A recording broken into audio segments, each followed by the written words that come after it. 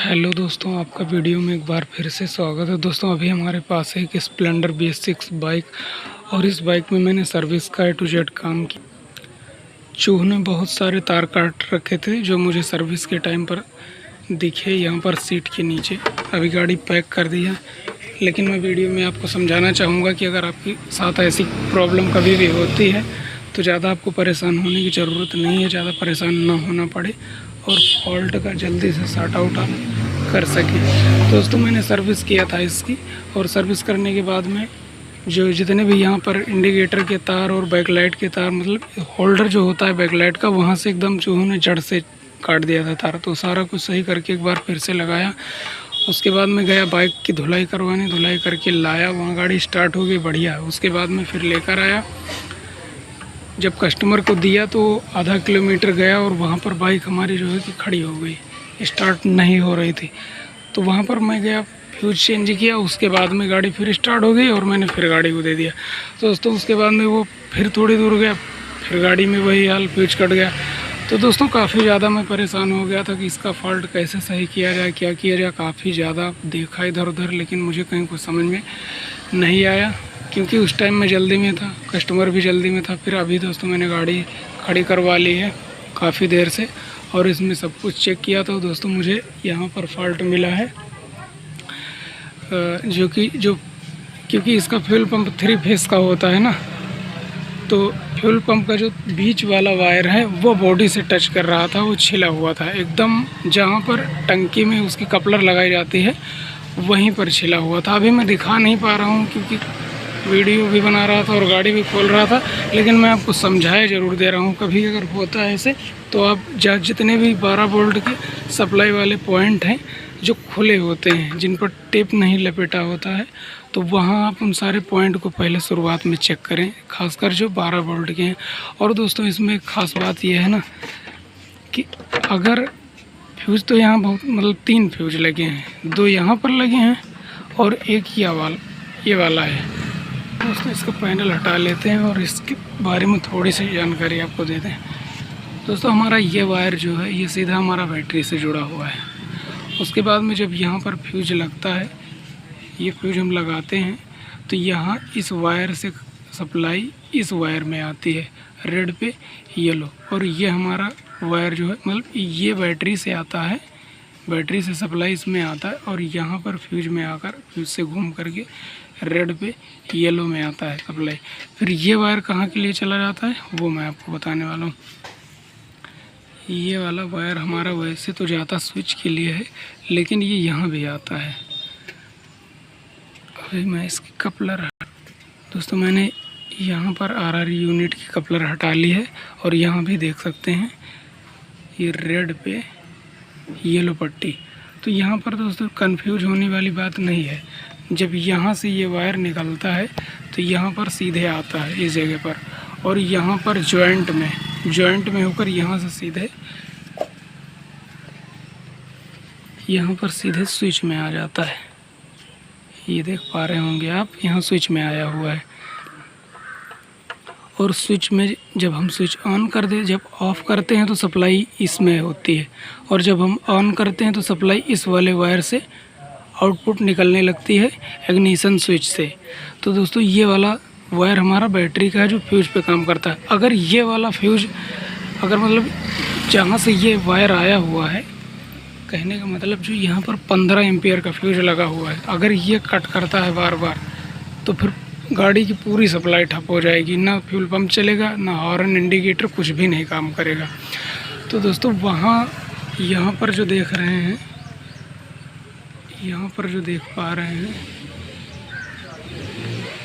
Red पे yellow पट्टी, और उसके बाद में ये वाला वायर है, इससे आता है, इससे करंट आता है 12 वोल्ट का, और इससे निकलता है। तो दोस्तों जब यहाँ से निकलता है तो ये यहाँ पर आता है इस वाले वायर में, इसमें यहाँ फिर 10 का फ्यूज लगा हुआ है, और जब यहाँ से निकलता है तो फिर इसमें आता है यहाँ, फिर यहाँ पर हमारा एक फ्यूज लगा। तो दोस्तों ये फ्यूज नहीं कट रहा था हमारा, बस केवल ये फ्यूज कट रहा था बार बार। अब ये क्यों कट रहा था वो भी मैं आपको बताऊँगा। तो दोस्तों इस वायर से यहाँ सप्लाई आती है और यहाँ फिर से घूम करके फिर ये हमारी इंडिकेटर का जो वायर है उसमें चली जाती है। और बाकी जितने भी हैं यहाँ पर देख सकते हैं दोस्तों, ये ब्लैक वायर आया है। तो यहाँ से आने के बाद में जहाँ जहाँ इस चीज़ की ज़रूरत है इसकी, वहाँ वहाँ सारी सप्लाई चली जाती है। जैसे इंडिकेटर का स्विच वगैरह हो गया, और ये फ्लैशर का है, और वो मतलब सेल्फ का स्विच होता है, इन सब में चली जाती है। ये दोस्तों देख सकते हैं 12 वोल्ट सप्लाई जो फ्यूज़ से निकली है काले तार में। तो दोस्तों जितना भी काला तार का जहाँ जहाँ लगा हुआ है ये स्विच, जितने भी स्विच छोटे मोटे हो गए, ब्रेक के हो गए, पिछली ब्रेक के हो गए, और इंडिकेटर के फ्लैशर का हो गए, तो जहाँ भी काला तार है इसमें 12 वोल्ट आता है उसको चलाने के लिए। तो ये यहाँ के लिए हो गया। दोस्तों इसके बारे में थोड़ी जानकारी मैं आपको दे दूँ।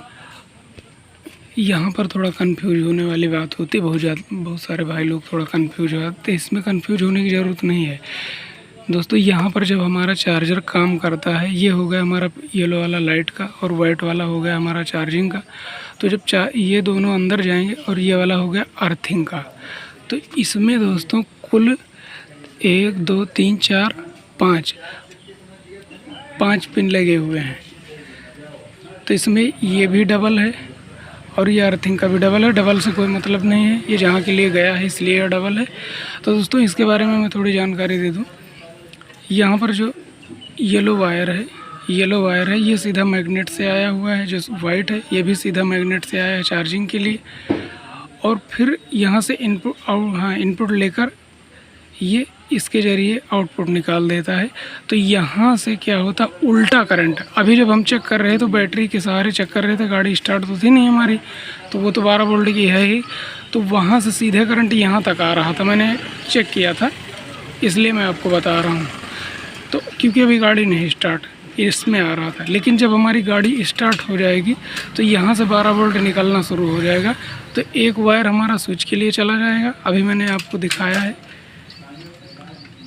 रेड पे येलो, यहाँ से एक स्विच के लिए चला गया है और एक यहाँ आ गया था। तो ये मतलब पहले जब गाड़ी हम स्टार्ट नहीं किए हैं तो बैटरी से चेक कर रहे हैं तो उधर से आ रहा है, लेकिन ये इसी लाइन में आता भी है जाता भी है। और यहीं से दोनों, एक बैटरी के लिए हो गया, एक स्विच के लिए। तो दोस्तों अब यहाँ पर एक ये वाला वायर अभी हमारा बचा है, रेड पे ब्लैक पट्टी। अब आप सोच रहे होंगे ये डबल क्यों है, क्योंकि BS4 में तो ऐसा कुछ होता ही नहीं। BS4 में सिंगल वायर निकाल देते हैं लाल कलर का बैटरी के लिए और सीधे स्विच के लिए। तो दोस्तों ये हमारा है स्विच के लिए गया है फ्यूल पंप को ऑन करने के लिए। जब भी हम चाबी काटते हैं ये, तो ये सिग्नल देता है ECU को। कैसे देता है वो अब मैं आपको बता रहा हूँ। अब यहाँ पर आपको थोड़ा ध्यान लगा कर समझना, क्योंकि ये बात समझने वाली है।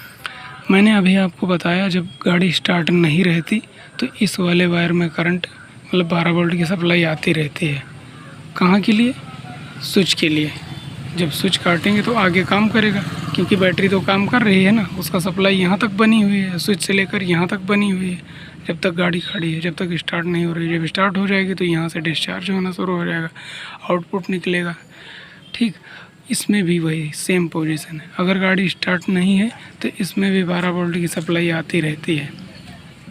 गाड़ी स्टार्ट नहीं है, ध्यान से समझना, गाड़ी स्टार्ट नहीं है तो भी यहाँ 12 वोल्ट की सप्लाई बैटरी से निकलती रहेगी। स्पेशल फ्यूल पंप को सिग्नल दे, मतलब फ्यूल पंप को चलाने के लिए, एक तरीके से फ्यूल पंप को चलाने के लिए। अब मैं ये वायर भी आपको ऊपर ले जाके दिखाता हूँ।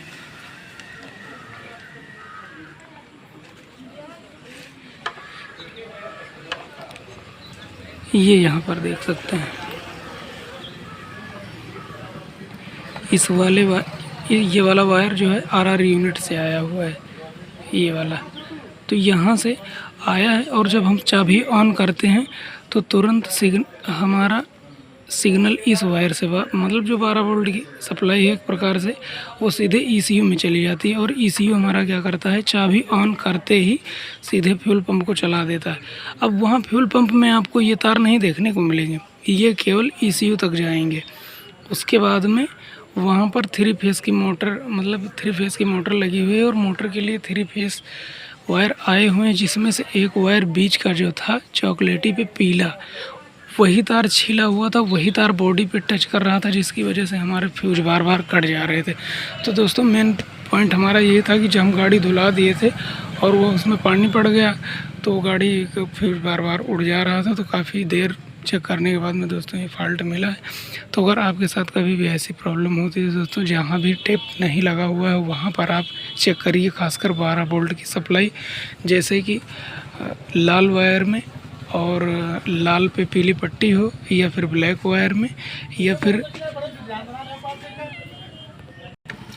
हाँ, तो मैं कह रहा था दोस्तों मेन समस्या थी धुलाई कराने के बाद में फ्यूज काट देती थी, बाकी जो भी वायरिंग कटी हुई थी वो पीछे थी, उससे ज़्यादा कोई इशू बन सकता था, लेकिन वो था नहीं, उससे दिक्कत नहीं हो रही। दोस्तों आपके पास कभी भी ऐसे फॉल्ट आते हैं तो जहाँ पर टेप नहीं लगा हुआ वहाँ पर फॉल्ट को चेक करें, कुछ मेन तार हैं वहाँ पर आपको फॉल्ट मिल जाएगा। तो दोस्तों वीडियो अगर अच्छी लगी तो लाइक कीजिएगा और शेयर सब्सक्राइब जरूर कर लीजिएगा। छोटी सी वीडियो है, जितना काम किया उतना मैं बता पाया हूँ। भी इसके बारे में डिटेल से वीडियो बनाऊँगा वायरिंग की, जब किसी टाइम फ्री रहूँगा तो बहुत जल्द मिलेगी। तब तक के लिए बाय बाय।